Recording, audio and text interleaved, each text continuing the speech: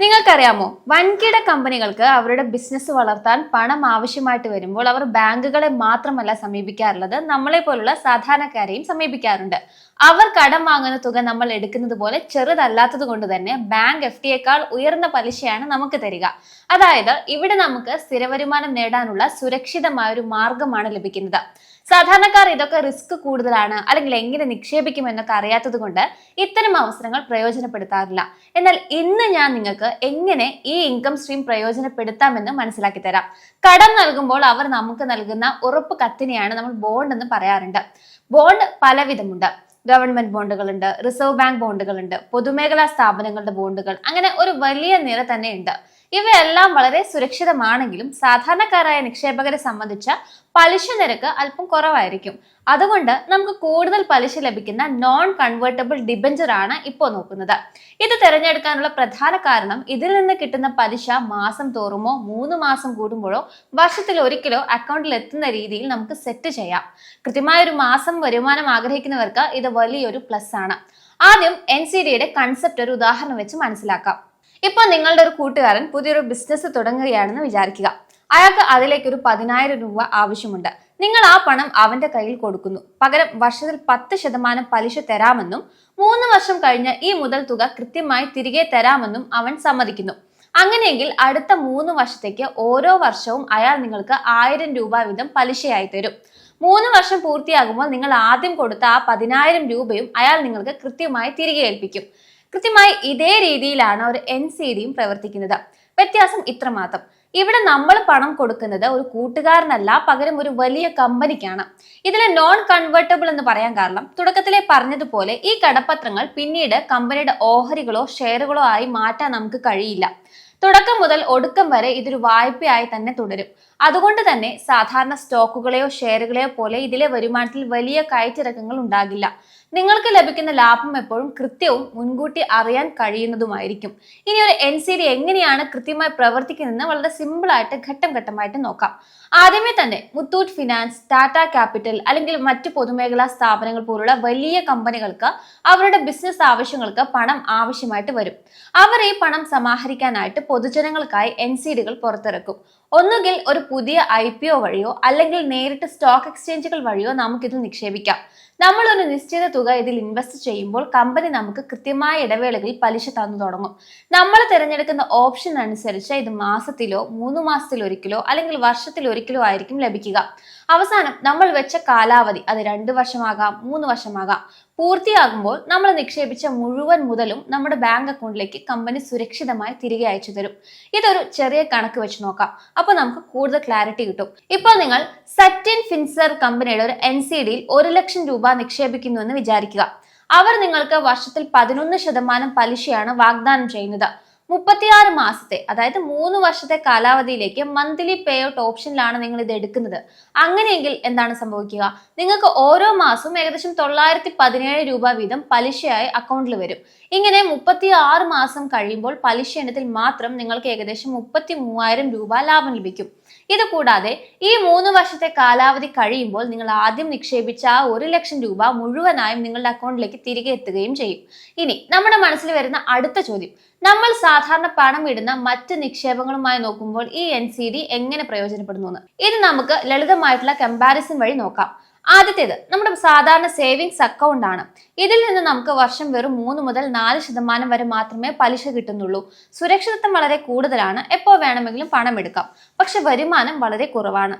രണ്ടാമത്തേത് നമ്മൾ എല്ലാവരും ചെയ്യാറുള്ള ബാങ്ക് FDകൾ തന്നെയാണ്. ഇതിൽ നിന്ന് വർഷം ഒരു 6 മുതൽ 7% വരെ നമുക്ക് പലിശ കിട്ടും. ഇതും സുരക്ഷിതമാണ്. പക്ഷെ കാലാവധി തീരുന്നതിന് മുൻപ് പണം പിൻവലിച്ചാൽ ബാങ്കുകൾ ചെറിയൊരു പെനാൽറ്റി ഈടാക്കും. ഇനി മൂന്നാമത് നമ്മുടെ NCD തന്നെയാണ്. ഇവിടെയാണ് ഇതിന്റെ ഒരു ഗുണമുള്ളത്. NCDകളിൽ നിന്ന് വർഷം 8 മുതൽ 12% വരെ ഉയർന്ന പലിശ നേടാൻ സാധിച്ചേക്കാം. സുരക്ഷിതത്വത്തിന്റെ കാര്യത്തിൽ ഇത് മോഡറേറ്റ് ടു ഹൈ ആണ്. അതായത് നല്ല റേറ്റിംഗ് ഉള്ള കമ്പനികൾ നോക്കിയെടുത്താൽ റിസ്ക് വളരെ കുറവാണ്. ഇനി പണം പെട്ടെന്ന് ആവശ്യമായി വന്നാൽ എന്ത് ചെയ്യും?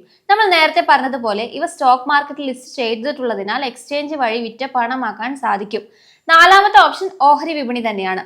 ഇതിൽ നിന്നുള്ള വരുമാനം കൃത്യമായിട്ട് പറയാൻ പറ്റില്ല. ചിലപ്പോൾ വലിയ ലാഭം കിട്ടാം, ചിലപ്പോൾ വലിയ നഷ്ടം വരാം. സുരക്ഷിതത്വം കുറവാണ്. മാർക്കറ്റ് സമയങ്ങളിൽ എപ്പോൾ വേണമെങ്കിലും വാങ്ങി വിൽക്കാം എന്നൊരു ഗുണമുണ്ട്. ഇനി ഇതിന്റെ സുരക്ഷിതത്വത്തെ കുറിച്ച് പറയുകയാണെങ്കിൽ എൻസിഡികൾ രണ്ട് തരത്തിലാണുള്ളത്. ഒന്ന് സെക്യൂർഡ് എൻസിഡികളും ഒന്ന് അൺസെക്യൂർഡ് എൻസിഡികളും. സെക്യൂർഡ് എൻസിഡികളിൽ കമ്പനിയുടെ ആസ്തികൾ ഈടായി നൽകിക്കൊണ്ടാണ് പണം വാങ്ങുന്നത്. അതുകൊണ്ട് തന്നെ നാളെ കമ്പനിക്ക് എന്തെങ്കിലും സാമ്പത്തിക തകർച്ച ഉണ്ടായാൽ പോലും ഈ ആസ്തികൾ വിറ്റ് നിക്ഷേപകരുടെ പണം തിരികെ നൽകാൻ സാധിക്കും. അതുകൊണ്ട് ഇവയിൽ അപകട സാധ്യത വളരെ കുറവാണ്. നേരെ മറിച്ച് അൺസെക്യൂർഡ് എൻസിഡികളിൽ യാതൊരുവിധ ഈടും ഉണ്ടാകില്ല. കമ്പനിയുടെ വിശ്വാസ്യത മാത്രം നോക്കിയാണ് ഇവിടെ നിക്ഷേപം നടത്തുന്നത്. ഇതിൽ റിസ്ക് കൂടുതലായതുകൊണ്ട് സാധാരണയായി പലിശ നിരക്കും വളരെ കൂടുതലായിരിക്കും. ഇനി നമ്മൾ മാർക്കറ്റിൽ നോക്കുമ്പോൾ പ്രധാനമായും ഏതെല്ലാം തരത്തിലുള്ള എൻസിഡികളാണ് കാണാൻ സാധിക്കുക എന്ന് നോക്കാം. ഇതിനെ നമുക്ക് പ്രധാനമായിട്ടും രണ്ട് രീതിയിൽ തിരിക്കാം. ഒന്നാമത്തേത് പലിശ നിങ്ങൾക്ക് എപ്പോൾ ലഭിക്കണം എന്നതിന്റെ അടിസ്ഥാനത്തിലാണ്. ഇതിൽ മന്ത്ലി പേ ഔട്ട് തിരഞ്ഞെടുത്താൽ പലിശ തുക എല്ലാ മാസവും കൃത്യമായി നിങ്ങളുടെ ബാങ്ക് അക്കൗണ്ടിലേക്ക് വരും. അതുകൊണ്ട് തന്നെ എല്ലാ മാസവും ഒരു റെഗുലർ വരുമാനം ആഗ്രഹിക്കുന്നവർക്ക് ഏറ്റവും പറ്റിയ മികച്ച ഓപ്ഷനാണിത്. എന്നാൽ എല്ലാ മാസവും പണം ആവശ്യമില്ലാത്തവർക്ക് പലിശ ഓരോ 3 മാസം കൂടുമ്പോൾ അക്കൗണ്ടിൽ വരുന്ന ക്വാർട്ടർലി പേ ഔട്ട് ഓപ്ഷൻ തിരഞ്ഞെടുക്കാം. പലിശ വർഷത്തിലൊരിക്കൽ മാത്രം ആനുവൽ പേ ഔട്ട് രീതിയും ഇതിലുണ്ട്. ചില സാഹചര്യങ്ങളിൽ ഇതിൽ നിന്ന് കുറച്ചുകൂടി മികച്ച ലാഭം അഥവാ ഈൽഡ് നിക്ഷേപകർക്ക് കിട്ടാറുണ്ട്.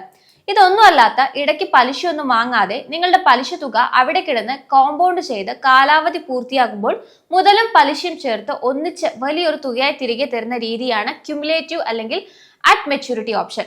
പണം ദീർഘകാലത്തേക്ക് വളർത്താൻ ആഗ്രഹിക്കുന്നവർക്ക് ഇതാണ് ഏറ്റവും അനുയോജ്യം. ഇവിടെ നിങ്ങൾക്കൊരു പ്രോ ടിപ്പ് തരാം.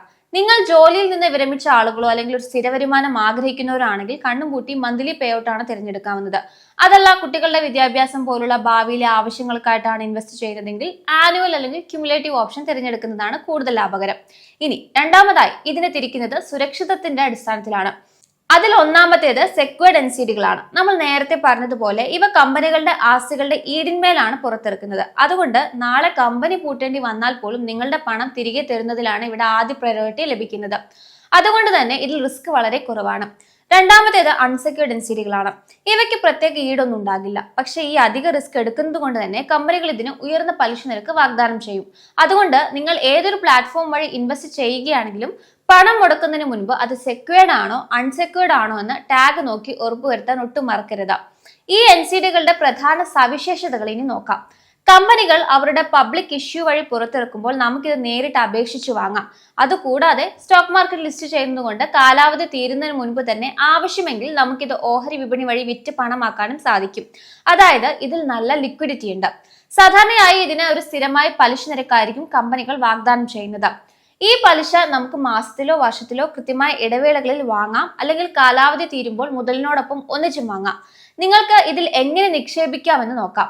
കമ്പനികൾ ആദ്യമായി എൻസിഡി പുറത്തിറക്കുമ്പോൾ IPOകൾക്ക് അപേക്ഷിക്കുന്നത് പോലെ നമുക്ക് നേരിട്ട് അപേക്ഷിക്കാം. അതല്ല എങ്കിൽ നമ്മുടെ ഡിമാറ്റ് അക്കൗണ്ട് ഉപയോഗിച്ച് സ്റ്റോക്ക് ബ്രോക്കർമാർ വഴി ഓഹരി വിപണിയിൽ നിന്നും നേരിട്ട് വാങ്ങാനും വിൽക്കാനും സാധിക്കും. എന്നാൽ ഇതിൽ നിക്ഷേപിക്കുന്നതിന് മുൻപ് ഇത് സുരക്ഷിതമാണ് എന്ന് ഉറപ്പുവരുത്താൻ ഇനി പറയുന്ന കാര്യങ്ങൾ ശ്രദ്ധിക്കണം. ആദ്യം നമ്മൾ പണം നിക്ഷേപിക്കുന്ന കമ്പനിയുടെ ക്രെഡിറ്റ് റേറ്റിംഗ് എത്രയാണെന്ന് പരിശോധിക്കുക. ക്രിസിൽ അല്ലെങ്കിൽ ഇക്ര പോലുള്ള ഏജൻസികൾ കമ്പനികളുടെ സാമ്പത്തിക സ്ഥിതി നോക്കി നൽകുന്ന റേറ്റിംഗ് ആണിത്. AA അല്ലെങ്കിൽ അതിനു മുകളിൽ റേറ്റിംഗ് ഉള്ള കമ്പനികൾ തിരഞ്ഞെടുക്കുന്നതാണ് എപ്പോഴും സുരക്ഷിതം.